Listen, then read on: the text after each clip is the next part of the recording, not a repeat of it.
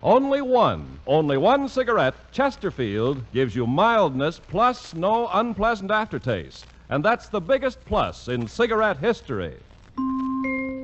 By Chesterfield, Chesterfield, the one that proves its case.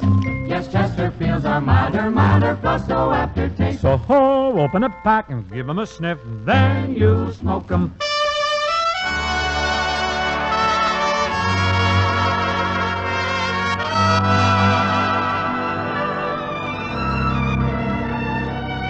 Someone waits for me.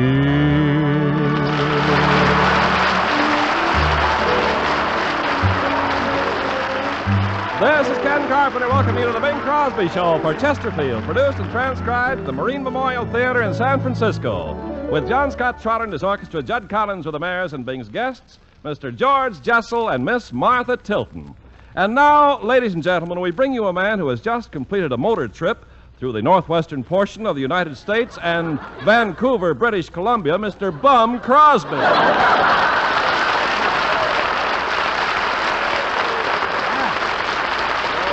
I see. Bum, huh? Yeah. You're aware of the little Canadian caper that I was recently involved in up there above the Aware border, of huh? it. I read it in all the papers. You really got the bum's rush, didn't you? I got the biggest, coldest brush you've ever seen. Eddie. Well, it's your own fault, Bing, the way you dress. What do you mean the way I dress? Oh, I saw a picture of you in the paper. What they have? You needed a shave, you were wearing a floppy hat and a beat-up old jacket, and you had a tin cup in your left hand. Didn't you notice the handful of pencils I had in the right? Well, Ken, actually, no matter what you think, I want to tell you something. I had very little trouble getting a room at the Hotel Vancouver. No, you didn't, huh? No, I didn't. When rebuffed, I walked across the street. I checked into another hotel. I took a bath, shaved, changed clothes, went back to the Vancouver, walked up the desk, and got a room with very little trouble. No trouble at all. Nothing, practically Bing, nothing. I've been wondering ever since that. Was the hotel clerk punished or chastised in any way because he didn't recognize you? This is surprising, Ken. What? It's amazing, but as a matter of fact, dubious honor has been heaped upon him. Honor? Yes, sir. What do you mean? He's been appointed president of the Bob Hope fan club up there. Say, isn't that something? Well, it certainly is, and it serves him right. I think what threw the fellow what really put him into a tizzy, a complete snit, was my hat. Your hat? Yes. I had hundreds of trout flies hooked into the band and onto the brim, off the face. Yeah, Why should that frighten the room clerk? Well, he thought there were real bugs, I guess. I don't think he did. Well, then why did he spray me with a flit gun? Give me that. Well, the biggest laugh I got out of the whole story was when you said the next time you go to Vancouver, you're going to wear a blue serge suit. Why should that give you a laugh? Because you don't have a blue serge suit. Oh, yes, I do. As a matter of fact, Gary is graduating from high school in it this week. Right down here at Bellarmine on the peninsula. Yeah, but Gary's much bigger than you are. Well, he'll squeeze into the suit or I'll break both his collarbones. Well, sign that boy permanently. Book him. Anyhow, Bing, I'll bet you didn't have any trouble getting a room here in San Francisco. I certainly didn't. The clerk didn't even notice how I was dressed. I just walked right up, signed the register. I was shown to a room without the slightest difficulty. Naturally. Where are you living? The Palace, St. Francis? I'm at the Seamen's Rescue Mission.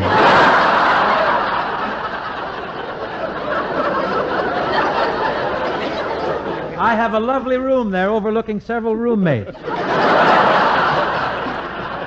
All salty old sailors, all of them, too. Oh, you're kidding. I'm not kidding. Of course, I do think I'd better go down to 3rd Street tonight and have a mermaid tattooed on my chest. What for? Well, all those sailors, Ken. I feel like a sissy in the showers. Well, I suppose if you're going to move in those social circles, you should sport a little Technicolor decor. I think so. I'm glad you concur, Ken. Now, by way of opening tonight, here's a timely tune. It fits the season and everything. It's got a lot of mileage on it. It is kind of an oldie, but it's a good one. Young Johnny Jones, he had a cute little boat, and all the chickens he would take for a float. He had girlies on the shore, sweet little peaches by the score. But Johnny was a Weisenheimer, you know. His steady girl was Flo. And every Sunday afternoon, she'd jump in his boat and they'd spoon. And then he'd row, row, row. Way up the river he would row, row, row. A hug he'd give her and he'd kiss her now and then. She would tell him when. He'd fool around and fool around, and then they'd kiss again. And then they'd row, row, row. A little further they would row, row, row, row, row. Then he'd drop both his oars, take a few more encores, and then they'd row, row, row. Right in his boat he had a cute little seat, and every kiss he stole from Flo was so sweet. And he knew just how to row. He was a rowing Romeo. He knew an island where the trees were. I'm a little old for this. He knew just where to land. And tales of love he'd tell to Flo until it was time for them to go. Then he would row, row, row. Way up the river he would row, row, row. A hug he'd give her and he'd kiss her now and then. She would tell him when. He'd go around, around. Did he back there? A little further he would row, row, row, row, row. Then he would rest, 20 bars rest, and then he'd row, he'd row, then he'd row, row, row.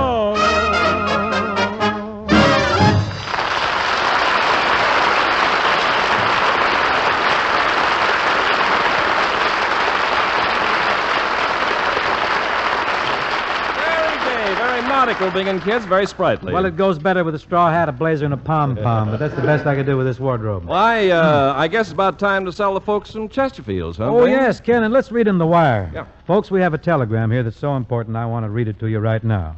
It's addressed to the Chesterfield people, and it says, quote, a panel of 5, all members of the faculty of the College of Liberal Arts of the University of New Hampshire, has just completed, for our foundation, its survey and appraisal of cigarette advertising. The advertising copy of 5 leading cigarettes was subjected to scrutiny and study. You'll be pleased to know that only Chesterfield advertising was judged entirely free from misleading statements or false claims. This is the unanimous opinion of the panel. The honesty of your advertising is indicative of the honesty of your product. Signed, W. Keith Simpson, Director, Newington Foundation. You know, folks, that telegram hits the nail right on the head. That's right, folks. This telegram tells you that when we say Chesterfield gives you mildness plus no unpleasant aftertaste, you know we're steering you right. What's more, when we tell you Chesterfield is the best cigarette for you to smoke, you know that's the truth, too. So always buy Chesterfield. Now, ladies and gentlemen, I'd like to present one of our foremost singing stars, the feminine singing half of Kurt Massey time, Miss Martha Tilton. Thank you, Ben. Martha, just before we proceed or go any further here, I want to tell you that it's very nice of your sponsor, the Alka-Seltzer people, to let you fly up tonight and help us out in the program here. Well, glad to do it, Bing. You know, trying to find a girl for the show is really getting to be a headache for me, Martha, but you're here and everything is all right. Oh, good old Alka-Seltzer always comes through. Oh, nice little tune. Sure it does. What are you going to sing for us, Martha? Do you like How High the Moon? I adore it. That's a great tune, High, High the Moon. And I can't think of anybody who can give it a better belting around than you can, Martha. Thank you. Ladies and gentlemen, one of the finest singers in our business, this young lady, and a delightful young lady she is to boot, as you can see. Lilton, Martha Tilton, singing How High the Moon.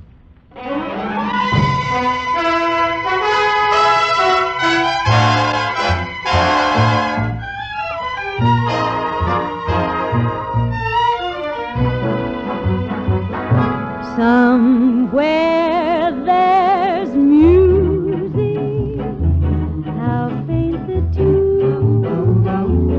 Somewhere there's heaven, how high the moon.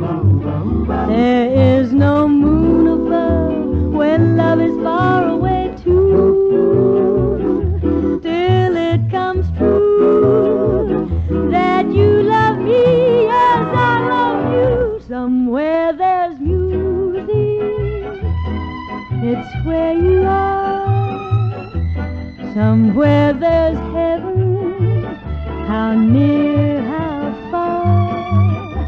The darkest night would shine if you would come to me soon. Until you will, how still my heart, how high the moon.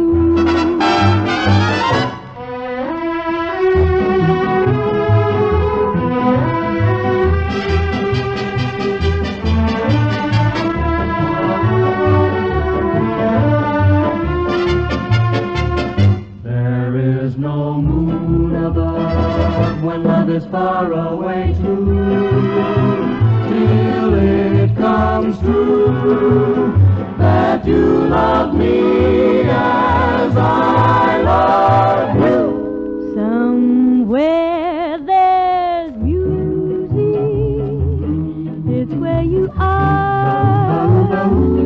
Somewhere there's heaven, how near, how far.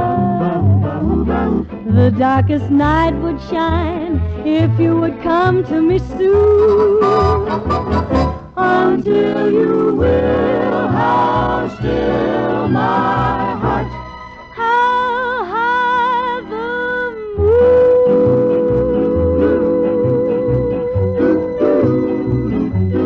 how high the moon.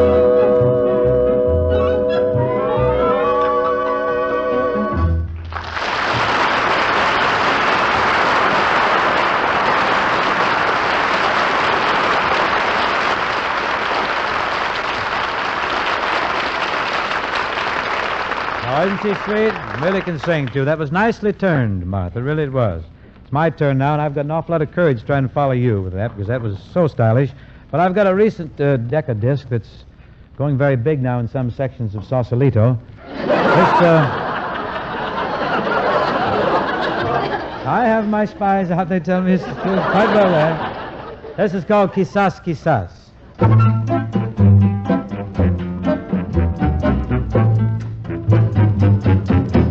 Lovely senorita says no, and I believe her, but oh, why do her eyes say quizás, quizás, quizás?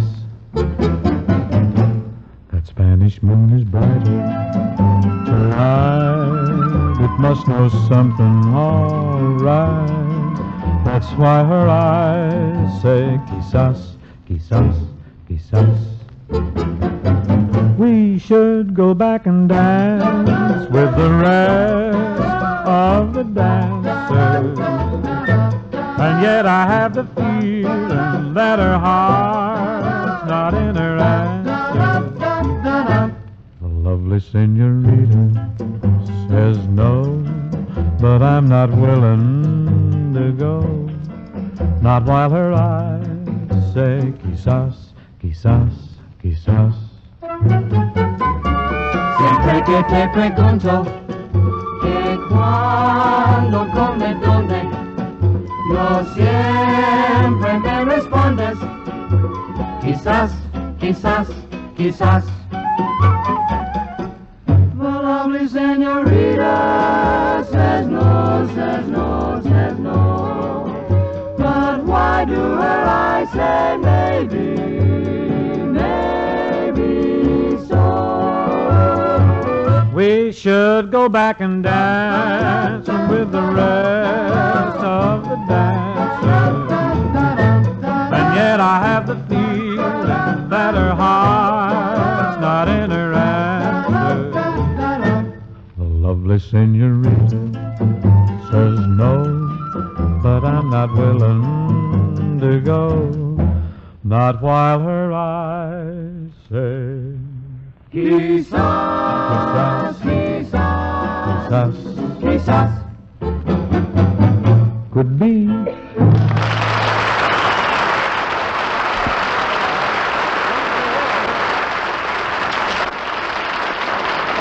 Thank you very much, Stroop. You're in fine form tonight. Now, ladies and gentlemen, I'd like to present one of our best-known citizens, a prominent motion picture producer, bon vivant, raconteur, fine actor, great after-dinner speaker, the Toastmaster General of the United States, Mr. George Jessel.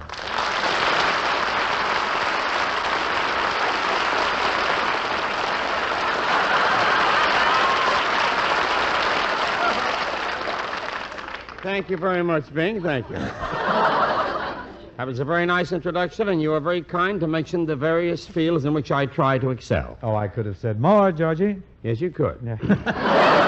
What could you have said Well, more? I could have pointed out that you were also a great lover. Oh, now, Bing, let's keep my introduction current. What was it? You wouldn't care to just take a stroll down memory lane? Not too far, Bing.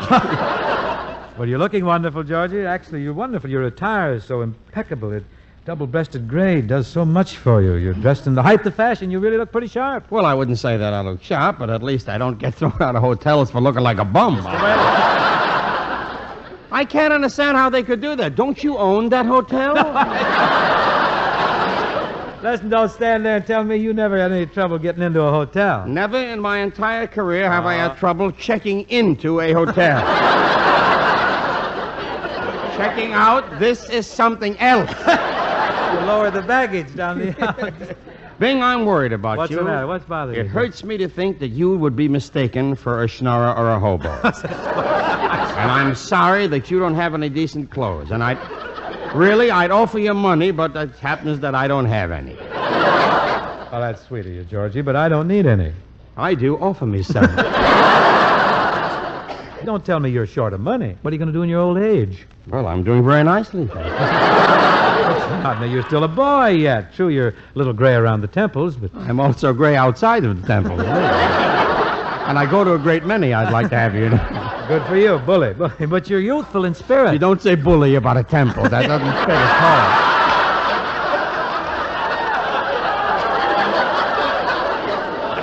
all. Dolphin Gates of College, eh? But you're youthful in spirit, and your viewpoint is youthful, George. That's what I mean. You always have 2 or 3 pictures in production. You attend this party and that party. You're flying here, flying there, making after-dinner speeches. You're in the nightclubs dancing with this beauty and that beauty. I also collect stamps, you know. I've got a Chilean special delivery that'll kill you, really. You got anything from Bolivia there? You're loaded. But I always wanted to ask you one question, George. This has always been in the back of my mind. You must have attended thousands of banquets and dinners, huh? Yes, I have, all over the country. As a matter of fact, I'm the world's leading consumer of fruit cocktails, chicken a la king, romaine salad, blue cheese and crackers, and let us not forget celery and olive. No. Which I should have mentioned before the fruit cocktail. Got to watch those things, George. Isn't it tough talking to an audience who's just finished eating and a big meal? Not at all. You see, an audience that has just eaten is a contented audience. Therefore, they take a friendly and appreciative attitude toward the speaker. You're never in danger, then, of being booed or hissed. No, I've been burped at a time.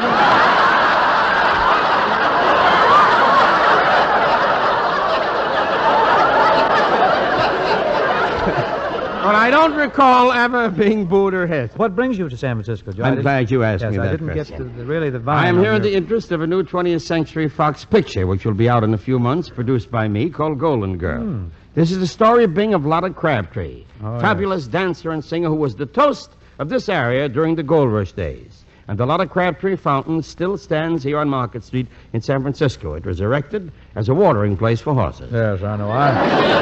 That's true. I know. I often stop there for a drink when I come to town.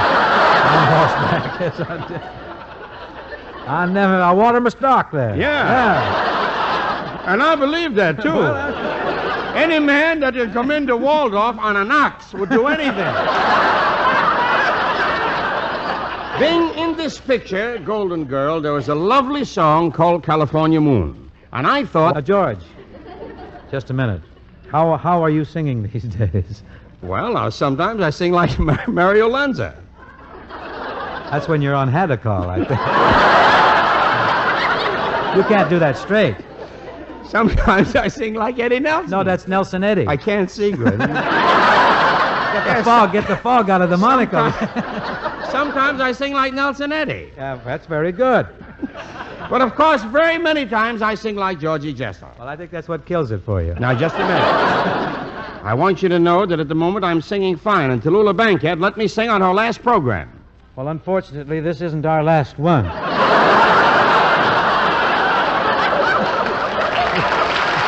We have a few more opportunities. Wait a minute.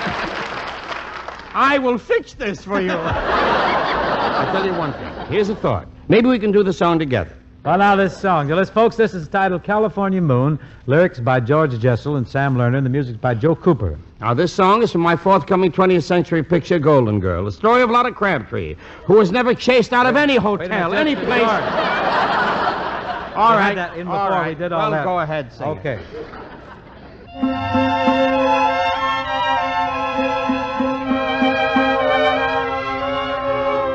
There's romance in every night underneath the light of the bright California moon. Even lonesome pines seem to kiss the clinging vines 'neath the bright California moon.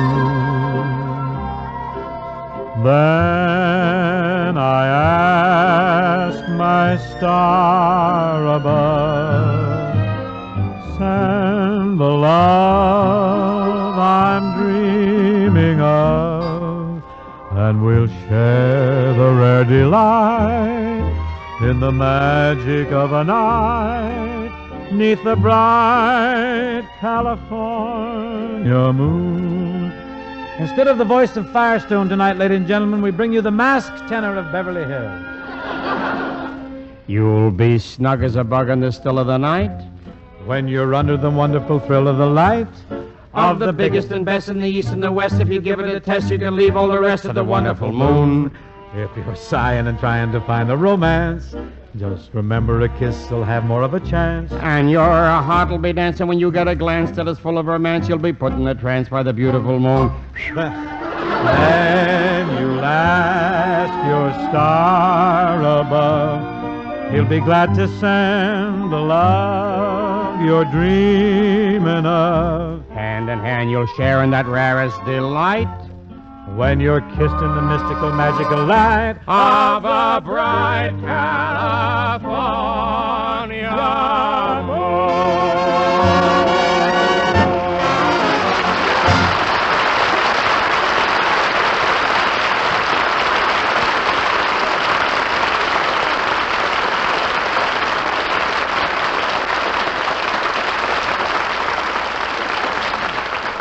Say, Bing, I just had a great idea. Why don't we make June our national switch to Chesterfield's month? Oh, Ken, I don't know. It might be kind of tough messing around with June. That's the month of romance, the month of brides. You know. They won't mind, Bing. Chances are most of the honeymooners are Chesterfield fans anyway. Everybody knows Chesterfield and romance go hand in hand. That's right. The prettiest girls all go for the fellas with Chesterfields. What say we tell the folks why? Well, it's because Chesterfield gives you those famous ABCs plus no unpleasant aftertaste. That's the biggest plus in cigarette history. Yep, Chesterfields are always milder, better tasting, cooler smoking, and Chesterfield is the cigarette that leaves no unpleasant aftertaste. Science discovered it. You can prove it. Like the man says, science discovered that of all brands tested, only Chesterfield leave no unpleasant aftertaste. Latch onto a pack and see for yourself. Do like the jingle says. Buy Chesterfield, Chesterfield, the one that proves its case. Yes, Chesterfields are milder, milder, plus no aftertaste. So ho, open the pack and give 'em a sniff. Then you'll smoke 'em.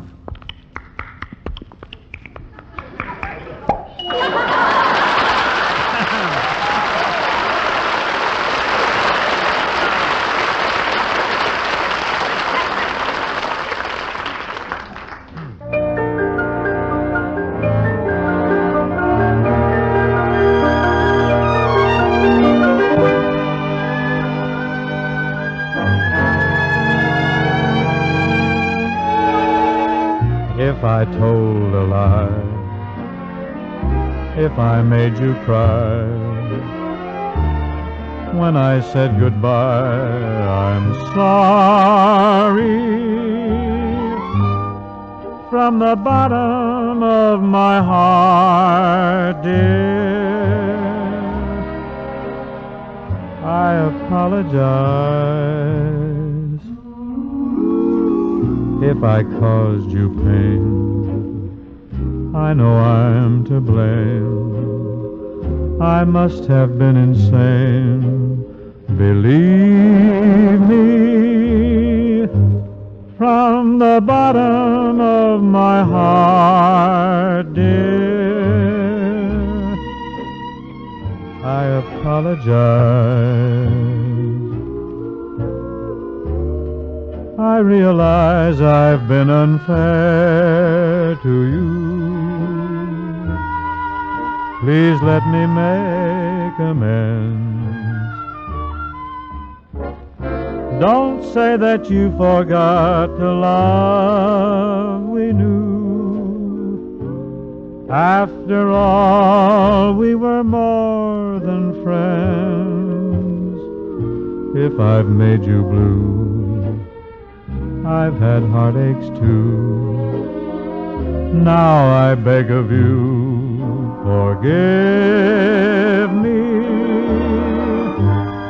From the bottom of my heart, dear, I apologize.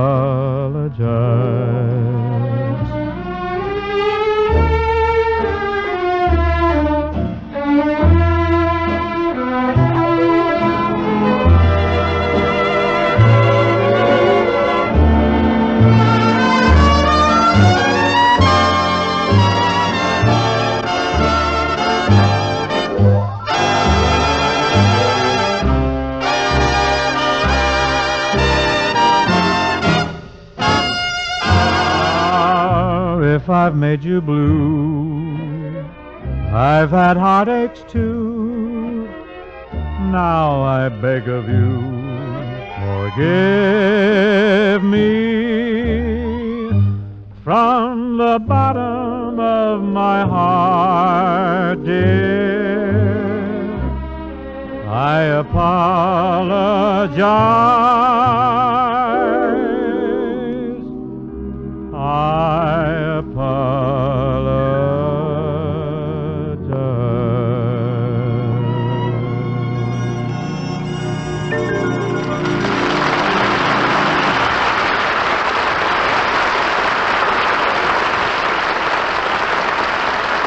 Here we are again, folks. That's the wrapper for this evening. Now our deepest thanks to Miss Martha Tilton for joining us this evening. Oh, I enjoyed it very much, Bing. Thanks, Martha. I also enjoyed appearing with you, Mr. Crosby. Well, I'm glad you can, Maxwell. And I do want you to drop in again real soon, huh? Now, what do you mean real soon? 4 years ago I was on your program. You said the same thing. This is real soon with you? I'll get in touch with you real soon, Georgie. All right, and by the way, who's going to be with you next week? Because if you really meant that real soon stuff, this could be me, you know. Oh, well, George, we have made some very extensive plans and some elaborate bookings. Is that we so? have next week Mr. Bert Wheeler and some other clever and entertaining folks who have not yet made themselves available. Oh.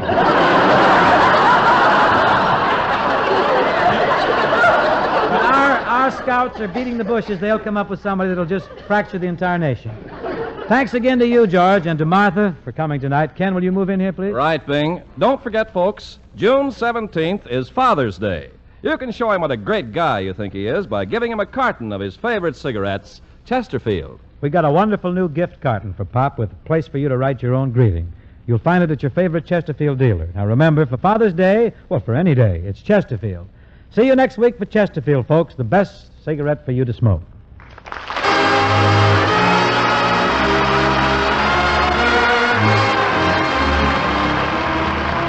The Bing Crosby Show, presented by Chesterfield, was produced and transcribed in San Francisco by Bill Morrow and Murdo McKenzie. Tune in next week and hear Bing and his guests, Mr. Bert Wheeler and other scintillating personalities.